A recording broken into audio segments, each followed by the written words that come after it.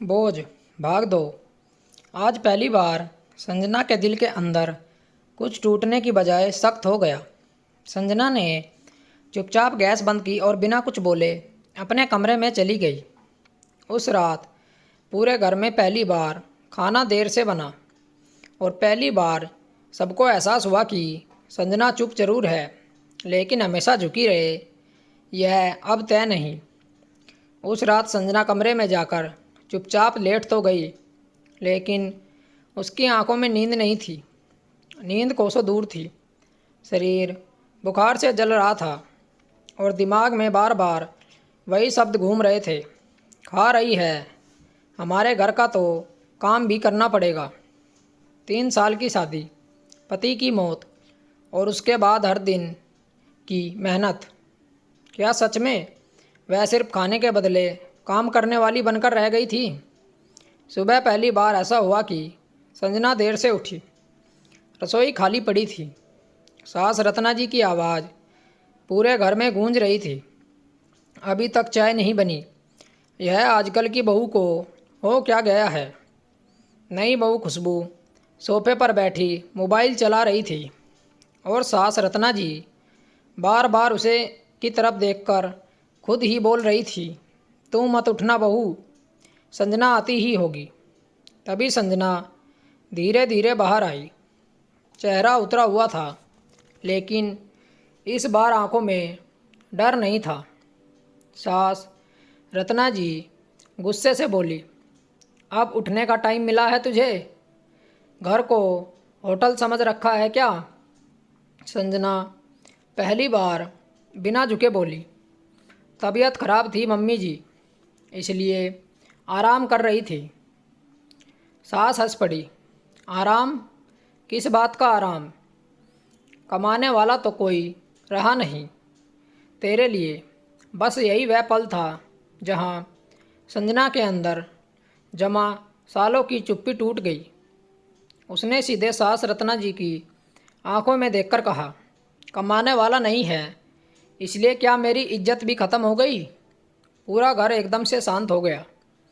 खुशबू ने मोबाइल नीचे रख दिया। देवर अमन भी कमरे से बाहर आ गया। सास रत्ना जी तिल मिलाकर बोली, जुबान चलाने लगी है अब तेरी? हमने रखा हुआ है तुझे इस घर में। संजना की आवाज़ इस बार साफ और मजबूत थी। रखा नहीं है मम्मी जी, मैं इस घर की बहू हूँ। इस घर में मेरे पति का भी हिस्सा था। भीख नहीं खा रही हूँ मैं यहाँ। यह सुनते ही सास रत्ना जी का चेहरा लाल पड़ गया। बहुत अकड़ आ गई है। याद रख, यहाँ रहना है हमारे हिसाब से रहना होगा। संजना कुछ सेकंड चुप रही, फिर बोली, ठीक है, आज फैसला हो भी जाए कि मैं यहाँ रहना है या नहीं। इतना कहकर वह अंदर चली गई और अलमारी से अपने सारे कागज़ निकालने लगी। पहली बार घर वालों को डर सा लगा, क्योंकि संजना रो नहीं रही थी। और जब घर की बहू चुप होकर रोना छोड़ दे, तब मामला सच में बदलने वाला होता है। संजना अलमारी से फाइल निकालकर बाहर आई तो पूरे घर की नज़र उसी पर टिक गई। सास रत्ना जी अब भी गुस्से में थी, लेकिन चेहरे पर हल्की बेचैनी साफ दिखाई दे रही थी। संजना ने सारे कागज़ टेबल पर रख दिए। बैंक पासबुक, बीमा के पेपर और घर के दस्तावेज की कॉपी। धीरे से लेकिन साफ आवाज़ में बोली, मम्मी जी, यह वह पैसे हैं जो मेरे पति के एक्सीडेंट के बाद मिले थे, और यह घर के पेपर की कॉपी जिसमें उनका हिस्सा दर्ज है। देवर अमन चौंक गया। यह सब तुझे कहाँ से मिला? संजना ने सीधा जवाब दिया, क्योंकि मैं उनकी पत्नी थी और आज तक चुप थी। इसका मतलब यह नहीं है कि मुझे कुछ पता नहीं है। सास रत्ना जी पहली बार थोड़ा नरम पड़ते हुए बोली, तो क्या करना चाहती है तू? संजना ने गहरी सांस ली और कहा, आज तक सोचती रही कि पति नहीं रहे तो यह मेरा घर है, इसलिए सब सहती रही। लेकिन अगर यहाँ रहने की कीमत इज्जत खोना है तो ऐसे घर में रहने का कोई मतलब नहीं है। पूरा घर खामोश था। संजना आगे बोली, या तो मुझे इस घर की बहू की तरह सम्मान मिलेगा या फिर मेरे पति के हिस्से का हिसाब कर दीजिए। मैं अपना जीवन खुद संभाल लूँगी। नई बहू खुशबू पहली बार बोल पड़ी, मम्मी जी, भाभी गलत नहीं कह रही है।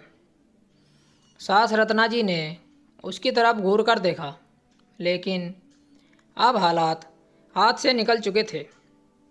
कुछ देर की चुप्पी के बाद सास रत्ना जी की आवाज़ धीमी हो गई, लोग क्या कहेंगे अगर तू घर छोड़कर चली गई तो?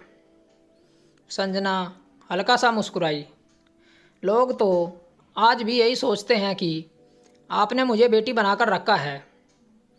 अब सच भी वैसा ही रहने दीजिए। उस दिन पहली बार संजना ने अपने लिए खड़ा होना चुना।